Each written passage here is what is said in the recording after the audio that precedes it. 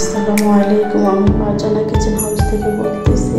আপনার বাচ্চাদের টিফিনে বা আপনার অতিথি আপ্যায়নে এই সহজভাবে মজাদার স্যান্ডউইচটি আপনি তৈরি করে নিতে পারেন ঘরে অল্প উপকরণ দিয়ে।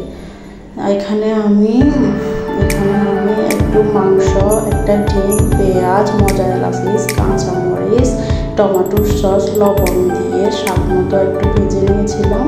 তারপর আমি এখানে পাউরুটিগুলো আমার নিজের পছন্দভাবে সাইডগুলো চারপাশ কেটে নিয়েছি। আমি এখানে কেজি দিয়ে কেটে নিলাম। দেখেন আপনারা অনেক সুন্দরভাবে চারটা কোনাভাবে হয়ে গেল এখানে চতুর্ভুজ। এরপর আমি ছুরি দিয়েও কেটে নিলাম। এটা যার পছন্দভাবে, আপনার পছন্দভাবে যার যেভাবে সুবিধার্থে কেটে নেবেন। নেওয়ার পরে আমি যে পোর্টসগুলো ভেজে রেখেছিলাম ওইগুলো একটু দিয়ে দিলাম। এরপর আমি এখানে আমার পছন্দ মতো, আপনার স্বাদ মতো যতটুকু ভালো লাগে সস দিয়ে দিলাম। আবার এখানে মোজারেলা চিজ দিয়ে দিলাম। মোজারেলা চিজটা যত বেশি দিবেন তত মজা হবে।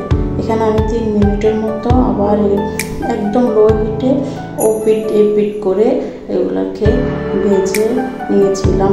এই তো হয়ে গেল আমার মজাদার আজকে স্যান্ডউইচ। ধন্যবাদ সবাইকে।